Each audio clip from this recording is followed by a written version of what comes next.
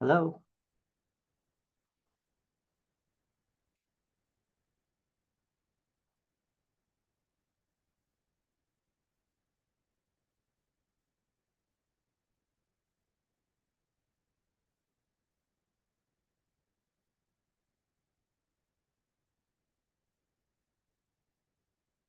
Can I have the sound check?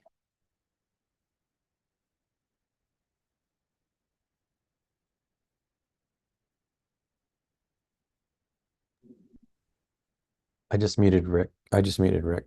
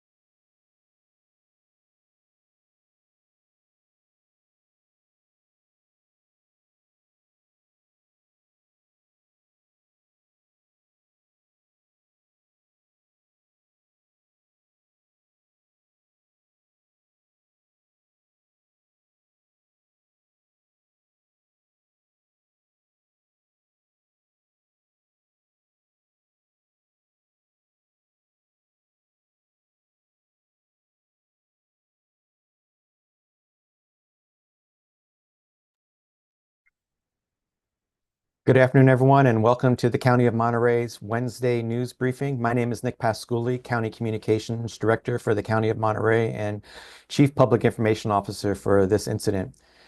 I'm happy that you chose to join us this afternoon to get the latest update on the situation out here in Moss Landing. As you know, this incident started on Thursday afternoon at approximately 3 p.m., and there's been a tremendous amount of activity out in Moss Landing since the beginning of this incident. One of the things that's important to note is that the county has deployed its full resources, including our partnerships with other agencies, and most importantly, our firefighters. And with that, I want to introduce Chief Joel Mendoza, who's the incident commander here at the Incident Command Post in Moss Landing. Good afternoon, Joel, and welcome to the briefing. Thank you, Nick. Good afternoon. Great. And so why don't you give us an update where we're at right now with this incident and what the plans are going forward? Absolutely. Thank you for that, Nick. So I can tell you, and I'm happy to report that conditions are stable. Obviously, this was a huge event. We know that the majority of the batteries within the building were either burnt or compromised. And so there's still, a large, or I should say, a long road ahead of us, right, in which we are looking at these things as priorities, right? First, we're looking to see that the building is stabilized, right? And then we're looking to see that there's cleanup that needs to happen. At this point, I'm happy to report that the last time that we saw any smoke and flame was Saturday for flame, and then smoke, a little bit of smoke on Sunday. So again, very stable situation. However, we are prepared to upgrade this if we need to. And I think it's important for the public to know that one, that we're prepared, and two, that there's always the possibility for reignition. And it could be one battery module, it could be a battery rack, or it could be a set of racks. I don't want to give the public the sense that, this incident is done by any means. But what I would like to do is reassure the public that the fire department, the county of Monterey, and all the resources, including state and local, that assisted with the incident have not gone away. We're still here. We're still part of the incident. And, we are prepared to act if we do have a flare-up, for example. We're ready to mobilize. And, I also want to say that I'd like to thank the community itself, and the County of Monterey, state, federal agencies for assisting law and fire during this very large incident. Thank you for that. And I can answer questions as we move along. That's great. Thank you, Chief Mendoza. In fact, what we're going to do today is we're going to take questions after each speaker, and we will ask for questions at the end as well, just in case somebody has something to add. But at this particular point in time, I'd like to invite the media to raise their hand to be recognized, and then you'll be prompted to go ahead and ask your question. So if you have a question, please raise your hand.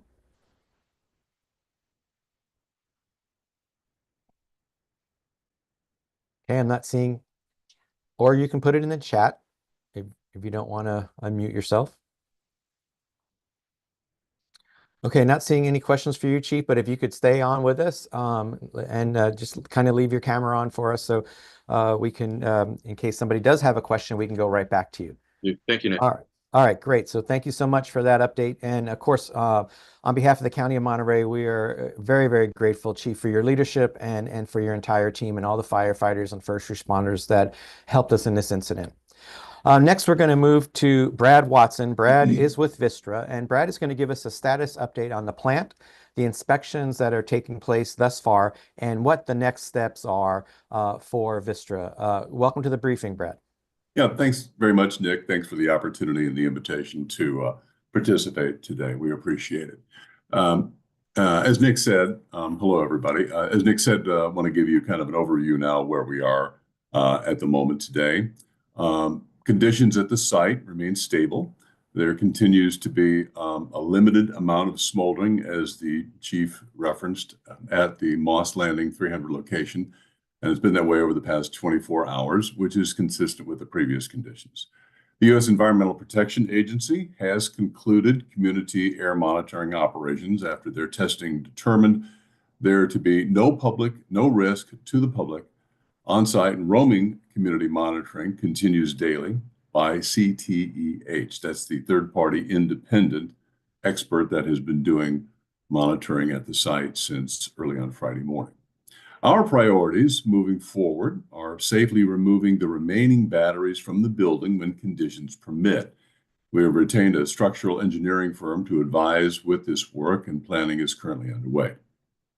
We have begun our investigation, and we have retained multiple outside experts to assist, and we're prepared to cooperate with any local or state investigations as well. Representatives of LG Chem, the manufacturer of the batteries used at Moss Landing 300, are also on location now, and we're sharing information. Crews will continue monitoring the site in coordination with local fire officials, and we will continue to provide updates to the community and local response partners as we progress. And finally, we are continuing to update our incident website, mosslandingresponse.com, www.mosslandingresponse.com. We encourage anyone with questions to visit the site for the latest information. We are updating it daily and sometimes multiple times. All of the air monitoring reports are posted there, plus some other background information. It's a dynamic site, and we will be adding on as needed as we go forward. So thank you for the opportunity again, Nick, to participate, and I will toss it back to you for now. All right, great. Thank you, Brad, for that update. And again, I want to invite any of our members of the media on the call today to raise their hand and be recognized if you have any questions. All right, we have 2 questions, and actually we have 4 now in chat, it looks like. All right, so let me go to the first one. So the first one is, when will you provide updates on that investigation? The investigation regarding which part about the cause? We've got multiple work streams here with the building integrity and batteries to remove and so forth. So it could be a little more specific. I would say, Brad, just kind of look at it generally. Building, batteries, facility, et cetera, just to give our viewers a clear picture overview of what the steps are.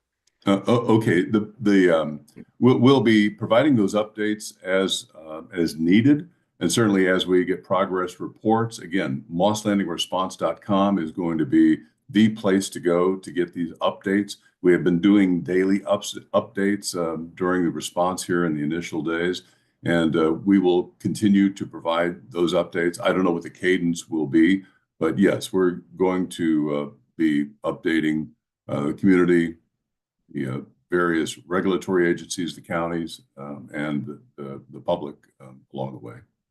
Okay, Brad. Another question, Brad, with regard to the recovery and cleanup of the site, are water and soil samples going to be tested? Are they going to be tested at the site? That's correct. All the water is being contained at the site right now. We don't, well, I believe that we will be testing soil in the area if there are indications around the site that there might be some compounds or constituents that we think need to be tested. So there might be some soil testing there. Okay, great. We have another question. This is from Paul Rogers, a reporter up in the Bay Area. When is Vistra planning to restart the rest of the battery storage facility? The Board of Supervisors asked yesterday that you not start it again until the causes of the fire were determined and addressed. Well, we're focused, first of all, on Moss 300 and that building, and the priorities of also trying to get the batteries out and what's going to be our plan to try to resolve that site. That's why we have the engineering firm there. As far as the other assets at that site, we do have Moss 100, which is a 100 megawatt battery facility, and also Moss 350. We also have the Moss Landing power plant, which is a combined cycle natural gas plant there. As far as the 2 battery phases there. We are going to be very methodical in reviewing when those might be opened up again. So we need to get into that site first and do a full examination of the equipment on the site. As you can imagine, there's a lot of equipment there that was exposed to radiant heat and other conditions. So we need to get in there and find what those are. We're not going to be under any rush to resume operations with the other batteries. We want the investigation that is ahead to inform decisions there. Yes, we certainly heard Supervisor Church and the resolution yesterday by the rest of the board. So we hear those concerns. So we're going to be really methodical after we get in there and start examining the site. I will say that ahead of that, we want to look at a process sooner, we hope, to get the gas plant started. The gas plant is a technology that is totally unrelated to the batteries. It does share the site, but it is a generation. It's electrical generation. So, and it's 1,020 megawatts. So that's about 765,000 homes daily that are powered by that plant. So we will want to look at sooner what it takes to get the plant online safely when the time comes. Okay, great. So, and I just want to, there's a follow-up question from Danya Romero from KON, local CBS affiliate. Assumably, part of your reporting out and back to the community will be what the cause of the fire was. Is that a correct assumption? And how it started? Yes, certainly. We will share that.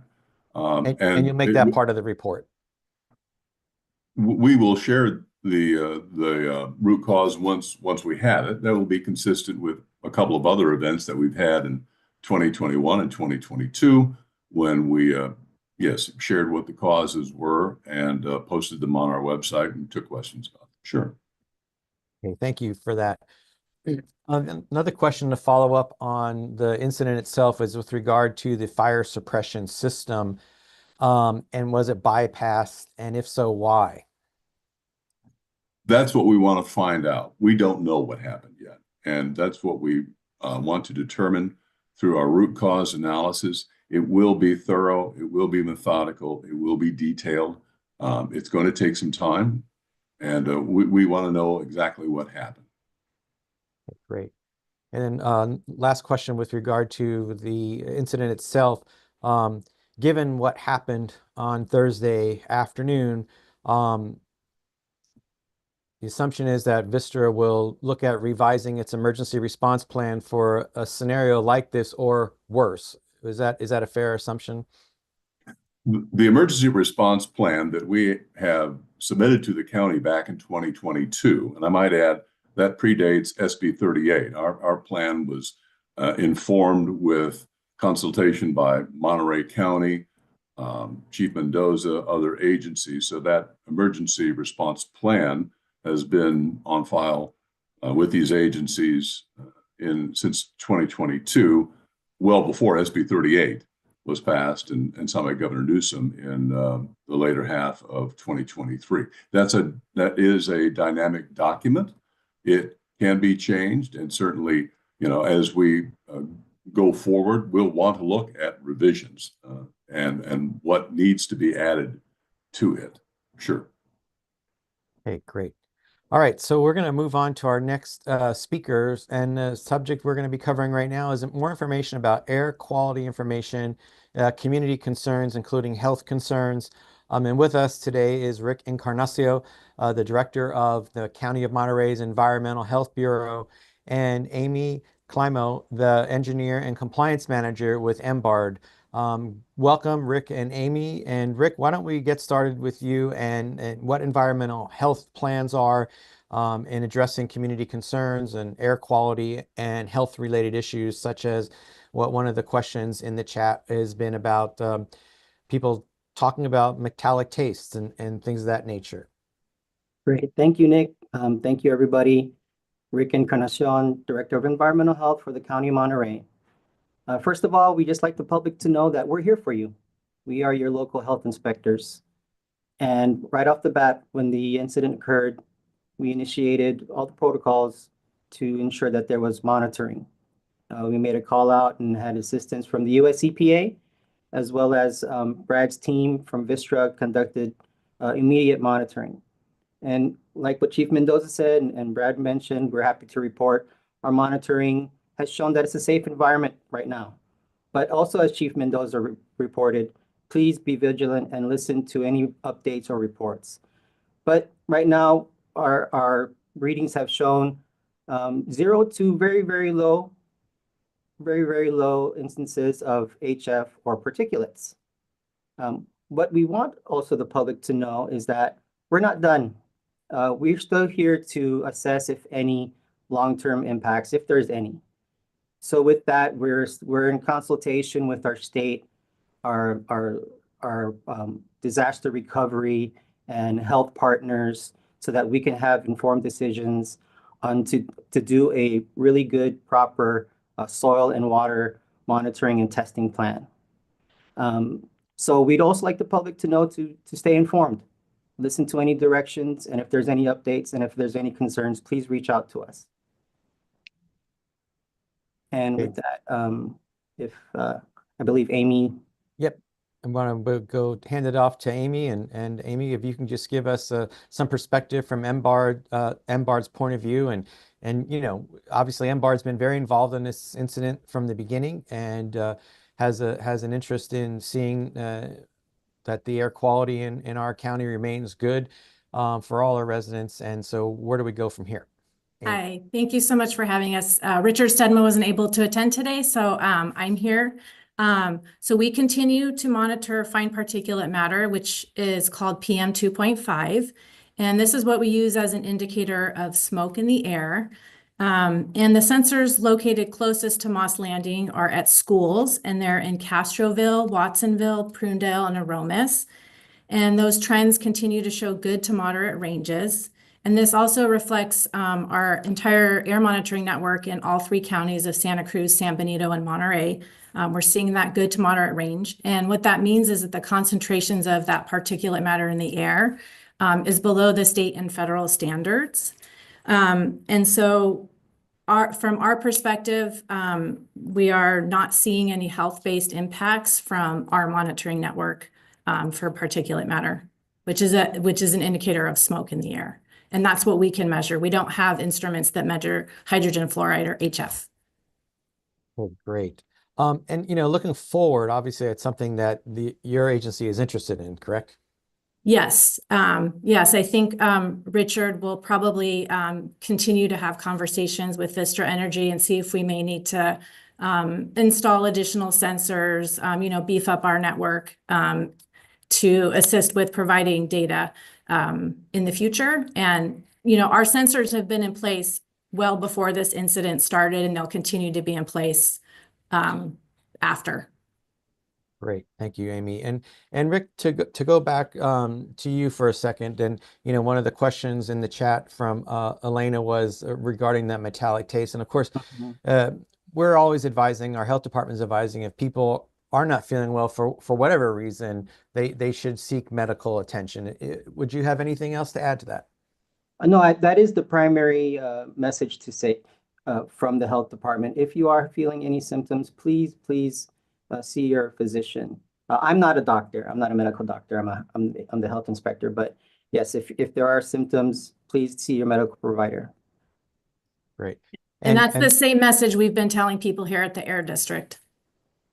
Absolutely. And of course, Danya Romero put the comment in the chat again about health concerns. And, if people have health concerns, they need to seek medical attention. And of course, all the hospitals and doctors in the area are aware of the situation that's happened here in Moss Landing. And so they report back to the health department if they're seeing any anomalies. Is that correct, Rick? Yes, that's correct. There's this kind of like a surveillance system where the public health department, our public health bureau, under Dr. Moreno and Assistant Director Christine Michi, they conduct surveillance on the chief complaints of patients around town when they see their medical provider. And if there's any trends, that would inform us again to make decisions on on what to inform the public. Myself as a regulator of health codes, right now, as Brad mentioned, with the cleanup, we're also involved with that, making sure that state regulations are followed.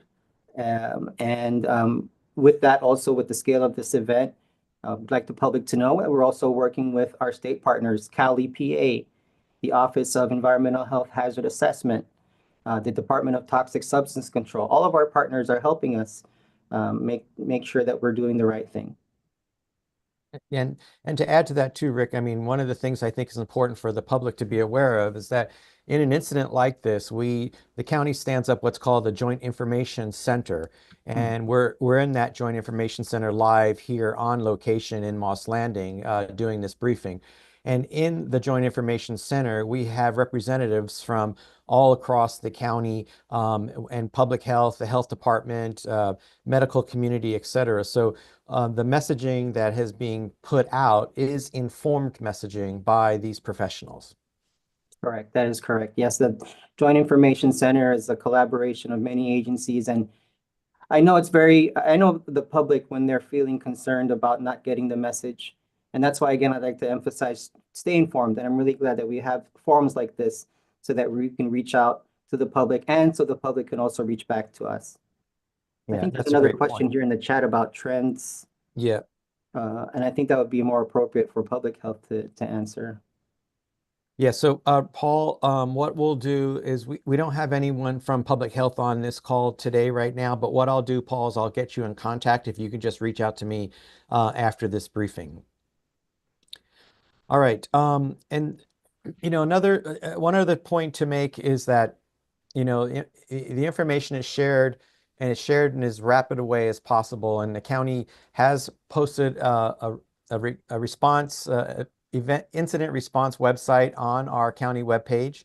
And so there's lots of information that's being added there on a regular basis. And so we would encourage folks to visit the county website. There's a yellow ribbon across the top of our website that'll take you directly to the incident page, which has resources. And some of those resources are provided by public health, as an example, our health department, environmental health, and other government agencies. So let's see, we have one more question in the chat with regard to sensors.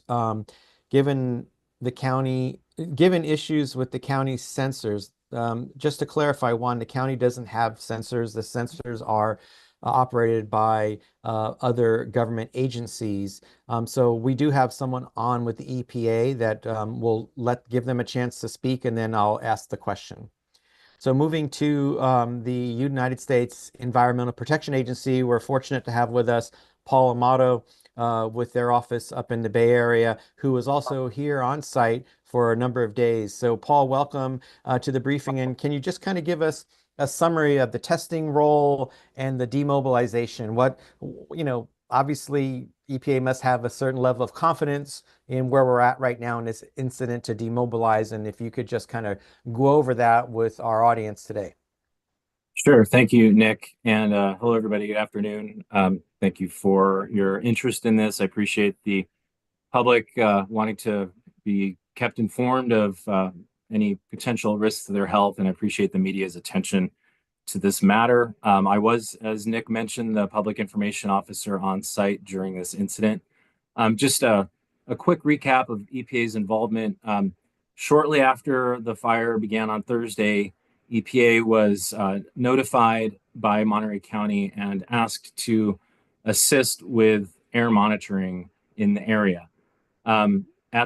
So within a matter of hours, we deployed EPA personnel as well as contractors and our mobile command unit, along with our air sensor equipment, and we're on scene pretty quickly after we were called. We then pretty quickly also set up 9 different monitoring stations in the area. 2 of those stations were set up at the fire. 4 of them were around the perimeter of the facility, and then we had 3 out in the community. The monitoring that we did at these fixed locations was intended to capture any exceedance or any any values that we were seeing for particulate matter or hydrogen fluoride, as you've already heard about.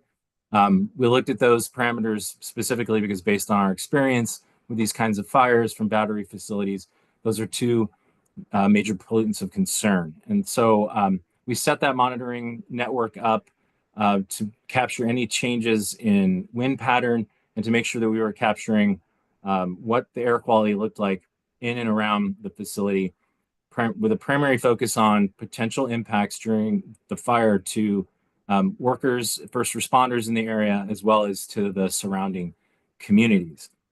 And I'll mention at that time, as you already heard, Vistra was also out doing mobile monitoring throughout the community. So we took, the good news is, as you've heard, based on the monitoring data that we collected, we were looking at 1 second intervals at our monitoring stations over the course of the time that we were out there. And we saw very little cause for concern, really no cause for concern, to be explicit. It was, continuous monitoring. We were ensuring that the incident command was informed of what we were seeing throughout. And then ultimately we were giving our data over to the Monterey County Department of Environmental Health, and as well as Cal OEHA. And as you've heard, based on their assessment and based on our monitoring, there were no exceedances at any time during this incident at any of the monitors for those two pollutants that we were monitoring for. So we were very fortunate. Because of that, and based on the improved conditions at the fire itself, we consulted with the incident command, and the determination was made that EPA resources were no longer needed on site. We did coordinate with Vistra and Vistra's contractor to install some stationary monitors at locations where we had previously been monitoring, to ensure that there was consistency and to ensure that if there were any flare-ups at the site, that data would be collected and air monitoring would occur in those areas. So we ultimately deployed on Monday late afternoon, after spending a few hours waiting to make sure that Vistra and their contractors deployed monitoring stations were up and running properly. So while EPA is no longer on site conducting air monitoring, we are continuing to engage with the incident command, and we are available as a technical resource as needed.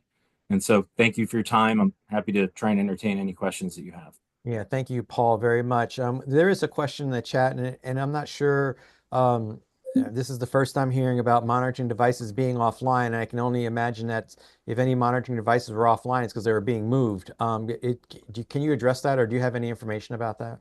I'm sorry, I need to pull up the chat, or maybe you could read the question for me. The question was, please address the question about the potential impact of some monitoring devices being offline. My understanding is that our monitoring stations were running continuously from the time they were set up. I can certainly talk to our technical folks to see if there were any gaps, but if there were any, and I'm sure they would have been very short. And given the data quality that we were seeing throughout the response, I find it highly likely that there would have been a cause for concern. But I'd have to follow up and see if that in fact did occur with any of EPA's monitors. Thank you. We appreciate that very much. And we are, Elena, we are making note of the question. And when we hear back from Paul, either Maya, Carol, or myself will get that information to you. Juan Carlos from KQED, Juan Carlos Lara from KQED asked, given the issue with county sensors, and as I mentioned, Juan Carlos, the county doesn't have sensors. The sensors belong to, the air quality sensors belong to MBARD. The incident sensors belong to EPA as well as Vistra. Can you talk about the decision for EPA and their supplemental monitoring? How was that decision reached? I think Paul addressed that very well. Paul, did you have any other remarks you'd like to make with regard to EPA monitoring and the decision to disengage with the on-site testing? to actually disengage. Yeah, I don't really have anything in addition to what I already provided. Okay, great. We have a follow-up question from Elena from KZU. One of the data sets, not sure if it's Vistra or EPA, it said there was a sensor that was down due to a malfunction. Elena, we're just going to have to get back to you on that. I don't have that information. And as Paul mentioned, he will get back to you. Brad from Vistra, do you have any knowledge of any malfunctioning sensors?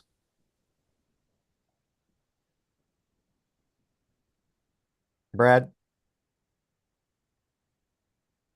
Yes, can you hear me? Yes, now I can.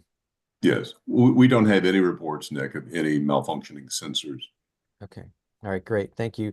Elena, as I said, if we get information to the contrary, we will certainly pass that information along to you, and appreciate that.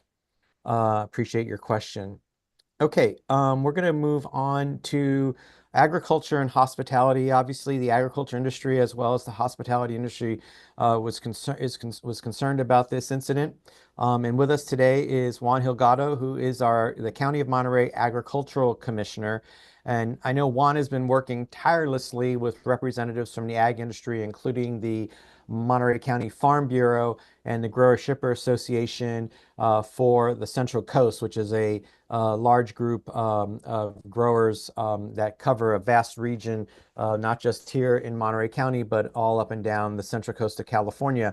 So I'd like to welcome Juan first to kind of talk about his engagement with the ag industry and how we're addressing that. And then we'll go to Rob O'Keefe, who's the president of SeeMonterey, SeeMonterey, formerly known as Monterey County Convention and Visitors Bureau, to talk about how we engaged with SeeMonterey and also how we're helping and working with the hospitality industry to ensure that the accurate and timely information is being sent to those folks. So Juan and Rob, welcome, and we'll go ahead and start with Juan.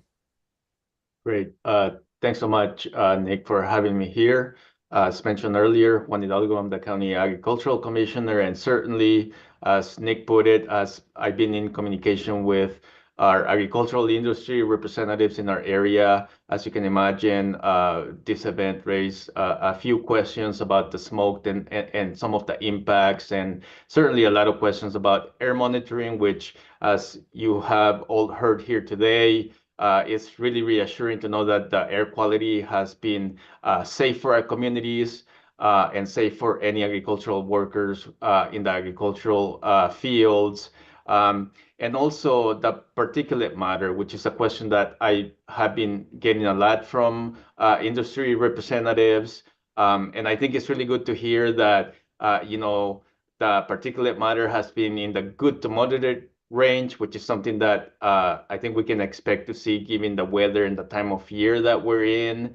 And I think it was really reassuring to get the updates from the county and from the different agencies involved in doing the air monitoring to keep everybody up to date, especially clarifying what happens with particulate matter, which is something of concern with those particulates falling on the soil and creating impacts, right? And I think hearing that based on the type of weather and the dispersion of the fire, a lot of the particulate matter, as I understand it, never reached ground levels, which is something like that is really reassuring for not just our communities, but also for our agricultural growers.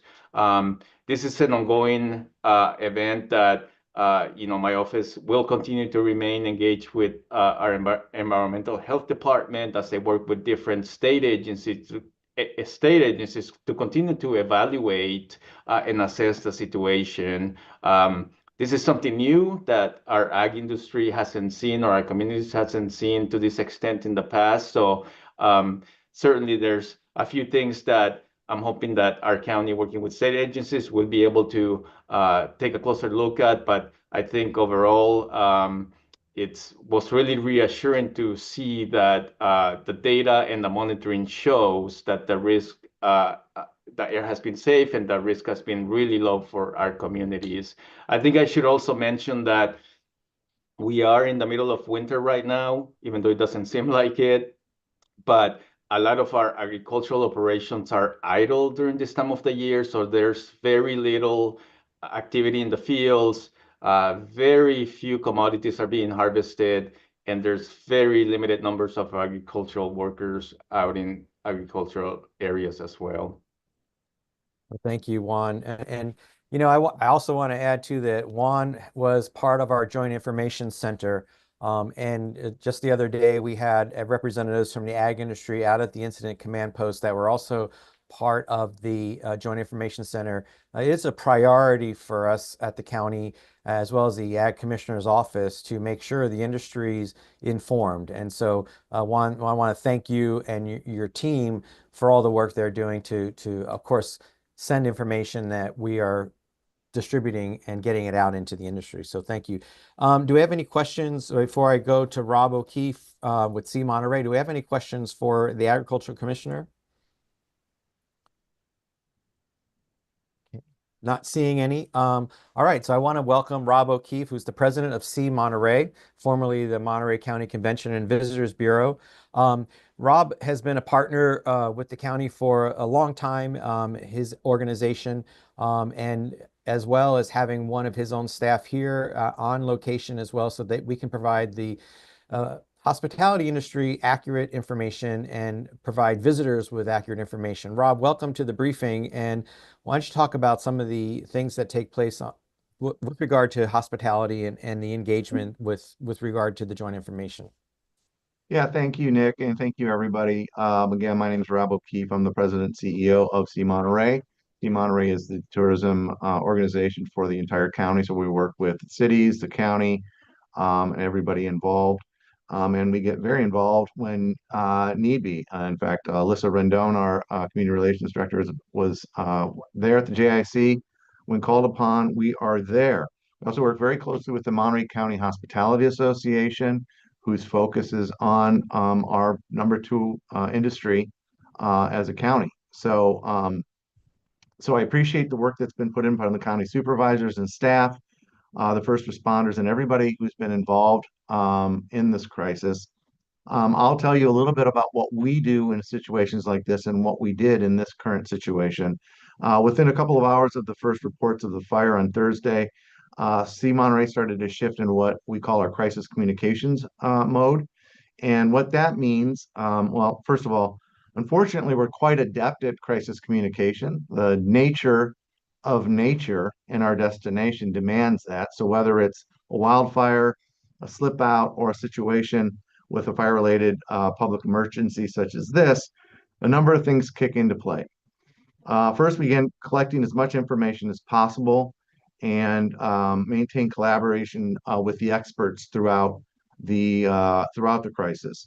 So for us, we don't just focus on travelers, although that's a primary focus for us. And at any given time, there are thousands of travelers in our destination and could be impacted by any given crisis, including this one. We also get a lot of residents who come to us for information. And again, we're a connector. So we connect people to the expert information that they need to know, whether they're traveling or they just want to have a resource for information. So what that looks like, immediately we posted a travel alert on the homepage of our website with information and links to expert information. We also posted information through our social channels. And within a couple of hours, we put a pause on any social promotion. So we're not promoting come to Monterey County for fun. We're promoting here's information you need to know relative to the situation that's taking place. And that's to county resources, it's to Caltrans, it's whoever has that expert information. We start to reach out to our hotel community. In a situation like this, we figured pretty early on that it could be an evacuation situation, and it turned out pretty quickly to be just that. So we notify our hotels of what's happening just to let them know. And then we followed up quickly to ask if any were interested in offering evacuee rates. And almost immediately, we had over a dozen hotels raise their hand and said, we're happy to do that. And I was happy to hear that they had a couple dozen or more individuals and families take them up on those rates. So it's the hotel community stepping up. And for those people who needed the help, they provided it. And, you know, that's the hospitality industry of Monterey County. It's just who we are and what we do. So we continue to collaborate with the county, being a part of this. We're going to continue to stay in touch. I've heard loud and clear that, the situation bears further watching. I'm very happy to hear what's being reported in terms of air quality. Not only that it sounds like it's good, but that it's continuing to be monitored and these questions are being answered, because I think that's really important. We have three big groups coming in starting this weekend, three big conferences. They reached out to us on Friday asking, should we come? Is it safe? We connected them to the information that we had available to us. They make the judgment on their own, of course, but because of that information, the availability of it, and I think with what the county's doing to I guess err on the side of getting more information and making it more available, which I think is helpful to everybody. It also helped us with those groups, and I'm happy to say that they all showed up. Again, safety, public safety, and our residents and their quality of life is of paramount importance. But obviously, tourism and hospitality are big economic generators. So that kind of sums it up where I'm at, Nick, and I'm really appreciative personally as a resident and on behalf of my team to have this information as an individual and as an organization. So thank you, and to everyone else who's reporting out today.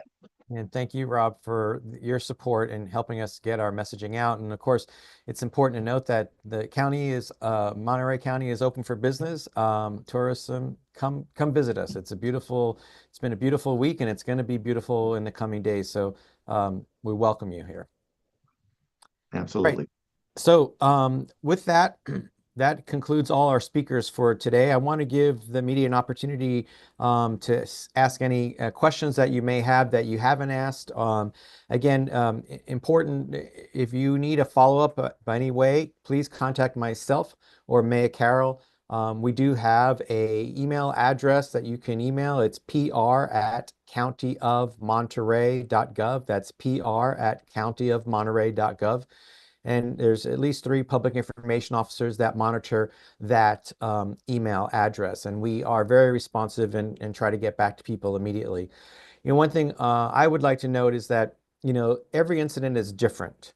Every incident has its own complexities, and we learn from every single incident what we can do better next time. And so these are things that we take very seriously and take the feedback from the community, from our partners, such as those that spoke today, in order to get better every single time. So I do want to thank all of our partners, and especially the first responders and our law enforcement partners, our fire partners, other agencies that came to support this effort for helping the County of Monterey provide a safe place for our residents. And so with that, if there's no other questions, I want to thank you all for attending this briefing this afternoon. We do have a briefing every Wednesday at noon. You're welcome to tune in. I am certain that this will be the subject in the coming weeks as well, and we will continue to keep you informed. Visit our website, countyofmonterey.gov, for up-to-date information on this incident. And certainly, we wish you a great rest of your day. Take care, everyone.